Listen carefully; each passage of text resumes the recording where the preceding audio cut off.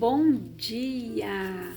Estou aqui então para o nosso devocional e hoje eu quero ler com você Números capítulo 14, versículos 7 e 8. Eu vou ler nesta versão, depois nós vamos ler na linguagem de hoje. Então diz assim: E disseram a toda a comunidade dos israelitas: A terra que percorremos em missão de reconhecimento é excelente.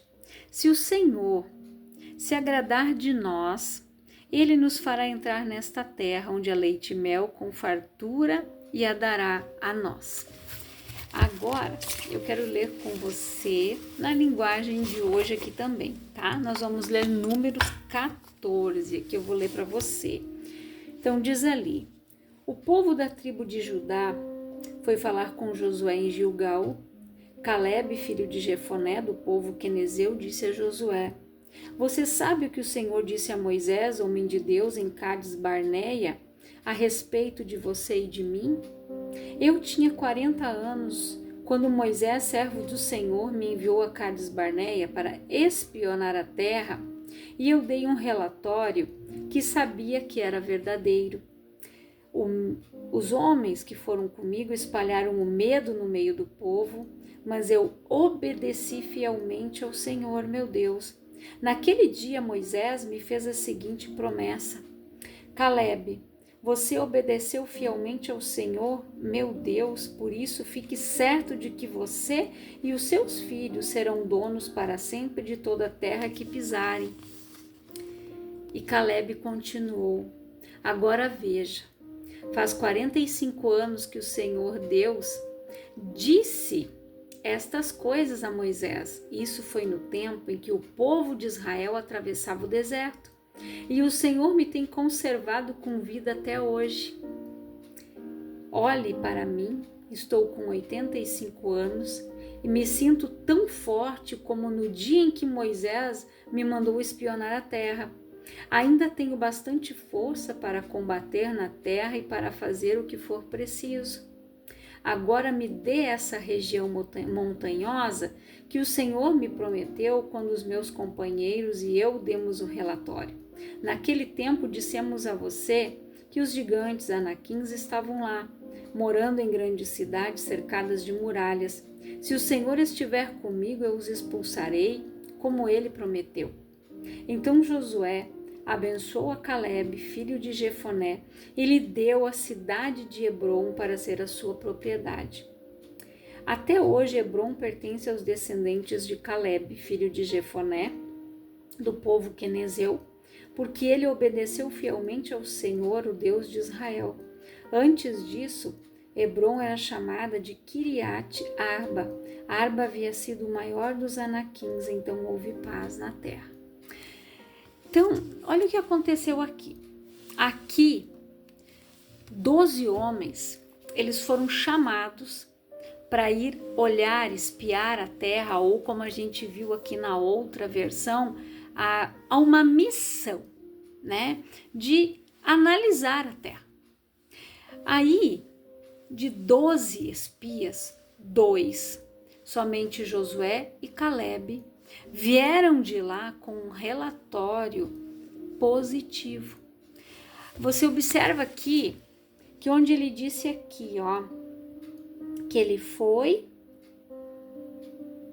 para espionar a terra e dei um relatório que sabia que era verdadeiro.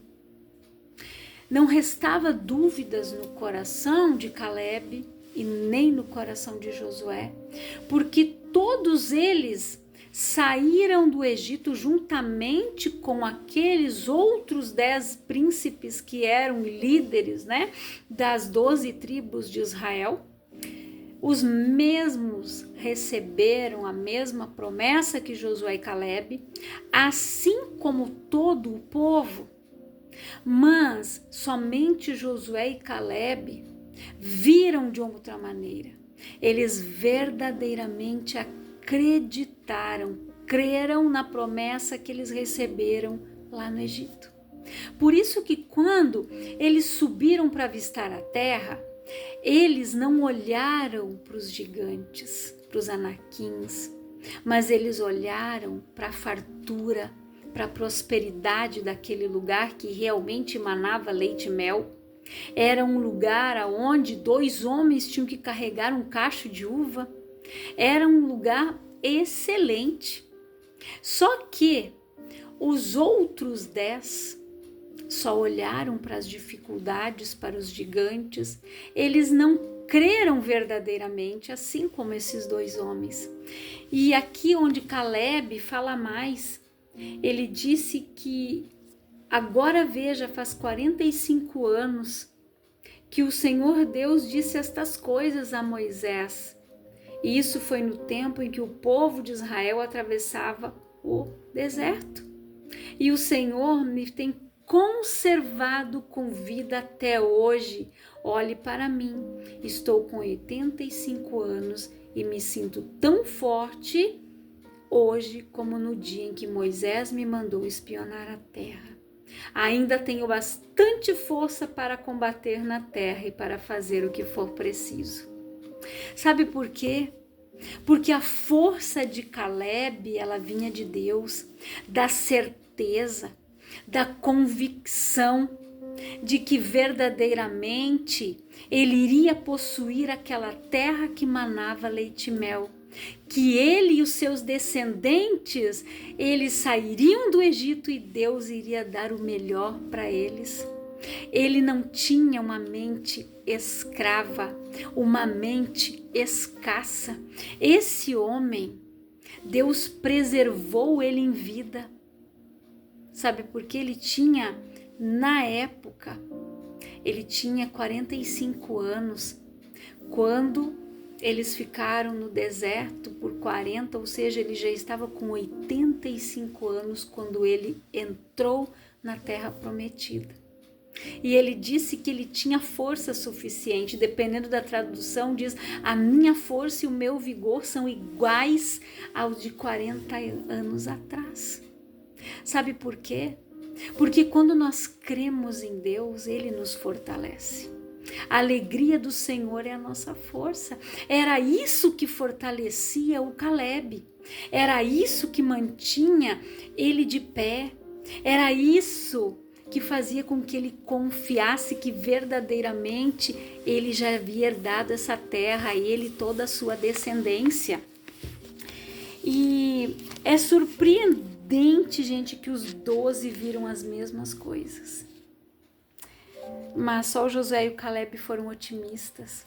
De repente, você também está assim. Você, o seu cônjuge, ou você, os seus filhos, você e um familiar, você e um amigo, estão olhando para as mesmas coisas, mas não enxergam as mesmas coisas. Você tem uma forma de olhar, da forma como você crê, como você recebe no teu coração. E a outra pessoa tem a maneira dela. Aqueles 10 não herdaram a terra, não entraram nela, porque verdadeiramente eles não creram. Se você parar para analisar, eles olharam tudo, exatamente tudo o que Caleb e Josué viram, mas eles não conseguiram olhar além das circunstâncias reais, que Deus mandou eles irem lá olhar a terra para ver que era boa, para ver que não era mentira, que realmente Deus tinha o melhor para eles, mas eles só conseguiram olhar para as mentiras do diabo. Só olharam para os gigantes, olharam para os anaquins, se sentiram como gafanhoto aos olhos daqueles homens, se diminuíram. E muitas pessoas, elas estão perdendo a bênção porque elas não se acham merecedoras. Elas se diminuem, elas deixam de viver o melhor aqui. Elas deixam de conquistar muita coisa, porque elas não se acham merecedoras daquilo que Deus tem para elas. Elas não se acham merecedoras do sacrifício da cruz. E a gente vê que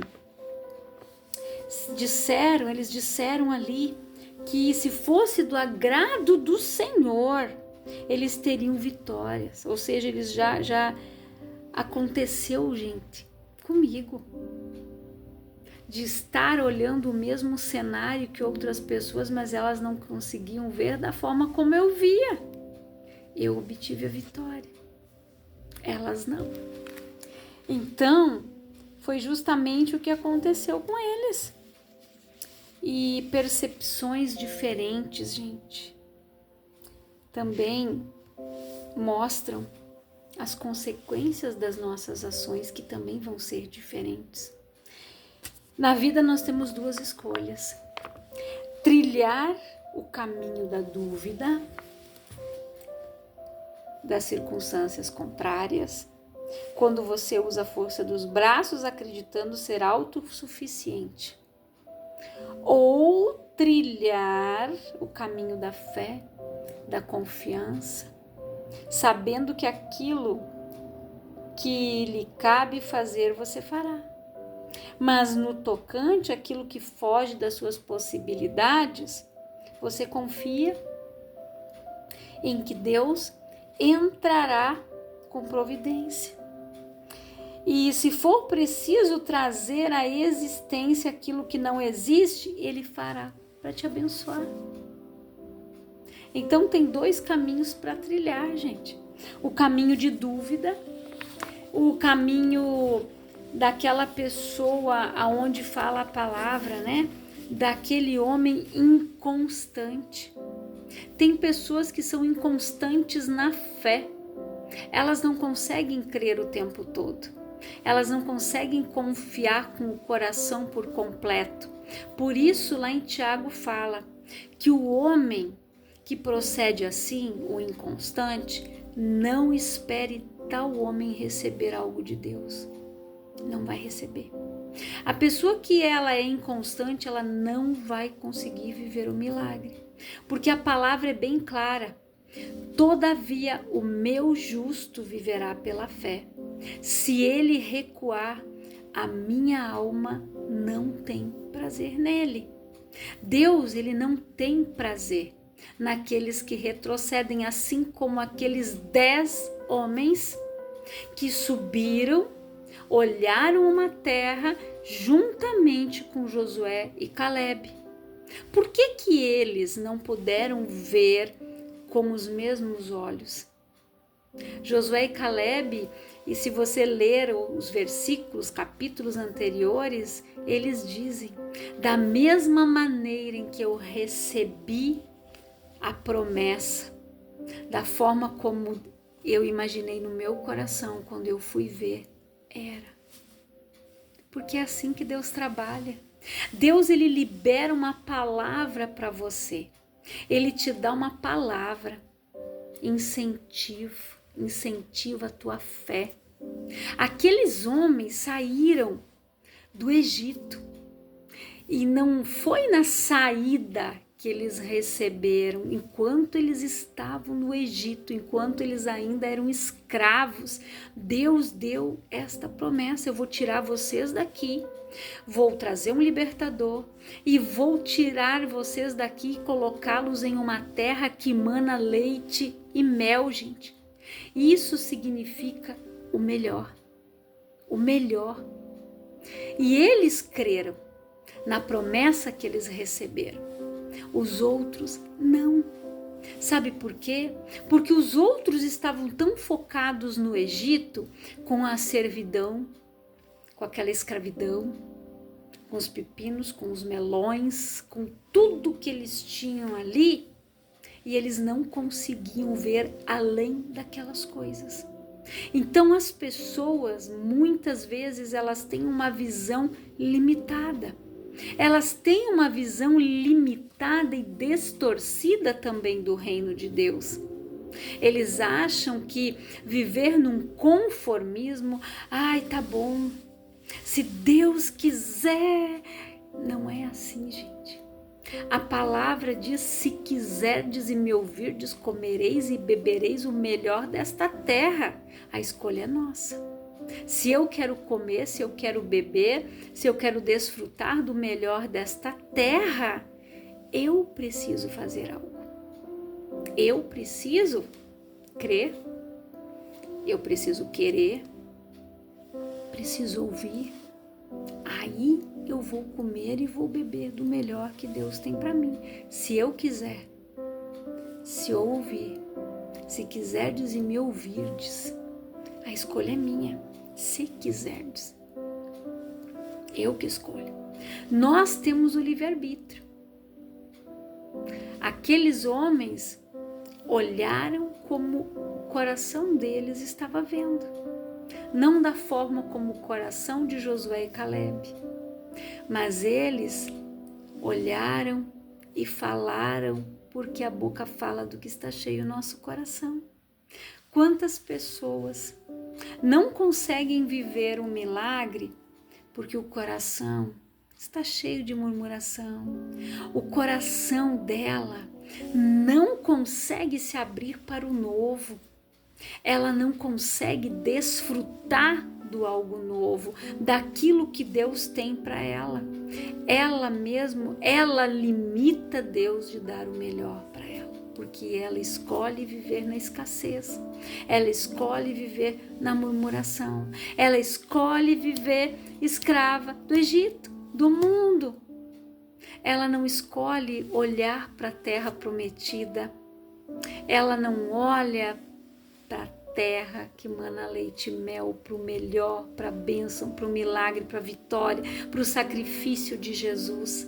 Ela só consegue olhar para ela, para os seus problemas, se vitimizar. Ela só consegue reclamar, murmurar, mas ela não consegue olhar como Josué e como Caleb. Neles Deus viu um outro espírito. Pessoas que são positivas, pessoas que tomam posse da palavra e vivem ela cada dia. Aquela pessoa que toma posse da palavra, que fala aquela palavra, declara ela sobre a sua vida, ela prospera em tudo que ela fizer. Quando aqueles dois ouviram aqueles líderes falarem aquilo, eles disseram: gente, parem com isso. Se Deus se animar de nós, Ele vai dar a terra, vamos subir, vamos conquistar. Olha a diferença deles, da atitude daqueles dois. Mas ali eles despertaram a ira de Deus, porque Deus, em muitas situações anteriores, Ele disse: até quando eu sofrerei esta má congregação que murmura contra mim, Moisés? Pois é, quando a pessoa murmura, ela fere o coração de Deus, porque é uma pessoa que ela não sabe ser grata, ela não consegue ver Deus, ela não consegue ver o agir de Deus, ela não consegue aceitar a paternidade de Deus, porque ela já sofreu tantas rejeições, ela já sofreu tantas decepções, que ela não consegue aceitar a paternidade de Deus. Ela vive na orfandade, ela vive sozinha. Mas no momento em que ela abrir o coração, ela dizer: Senhor, eu quero viver esse melhor, eu quero entrar nessa terra, eu quero conquistar, eu quero viver o melhor aqui, que foi o que Jesus conquistou. O plano de salvação começa aqui, não é lá no céu. O plano de salvação, gente, começa aqui, como eu falei no devocional anterior. A corrida é aqui, a preparação para a nossa salvação é aqui, não é lá em cima, é aqui. É aqui que nós precisamos ter atitudes de vencedores, é aqui que nós vamos colocar a nossa fé em ação, é aqui que Deus vai ver os nossos frutos, é aqui que Ele vai ver a nossa fé, é aqui que Deus vai ver nós fazendo a diferença. É aqui, gente. Lá nós só vamos prestar conta e Deus vai dizer: entra aqui ou desce para lá. É só isso. E lá Deus vai olhar as tuas obras, o que você fez, que frutos você me deu aqui, quantas almas você ganhou. Ele vai olhar para você e vai ver frutos, vai ter o que colher. Ou vai ser aquela fruteira, aquela figueira lá no meio da vinha que não tinha nada nela, era só bonitinha por fora, mas não tinha um figo, não tinha nada nela. E Deus disse, corta. Como você está vivendo? Como são as tuas atitudes? Eu quero que você reflita através desta palavra, que você leia Josué, que você leia Josué 14, que você leia Josué 15, que você possa ler os capítulos anteriores ali para você entender, para você compreender um pouco mais da palavra, dos planos, das promessas de Deus. Eu quero orar com você, Pai, em nome de Jesus. Eu oro por todas estas pessoas que têm ouvido esta palavra, que o Senhor possa edificar a vida delas, abençoar a vida delas, que elas possam ser alcançadas pela tua graça, pelo teu amor, pelo teu perdão, que estas pessoas consigam olhar a terra e entrar nela, que elas possam crer mesmo contra a esperança, que elas consigam se posicionar e continuar firmes no propósito, que elas continuem olhando de uma maneira diferente, Pai, mas olhando com os olhos da fé, de acordo com a tua palavra. Que Deus abençoe a tua vida grandiosamente, em nome de Jesus.